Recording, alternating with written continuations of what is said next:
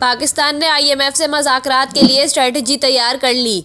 ज़राए के मुताबिक 727 अरब रुपए के वफाकी तरक्कियाती बजट में कटौती की स्ट्रेटजी तैयार कर ली गई है और तरक्कियाती मंसूबों के लिए फंड्स जारी करने में सुस्त रवि बरकरार रखने का फैसला किया गया है। ज़राए का कहना है कि हिकमत अमली के तहत पहले 6 माह में 151 अरब रुपए खर्च किए गए। ज़राए के मुताबिक तरक्कियाती बजट में 350 अरब रुपए तक कमी हो सकती है, जिससे मुख्तलिफ वजारतों के कई मंसूबे मुतासर हो सकते हैं, जिनमें सेहत, तालीम, हाउसिंग, खुराक और मौसमियाती तब्दीली से मुताल्लिक मंसूबे शामिल हैं।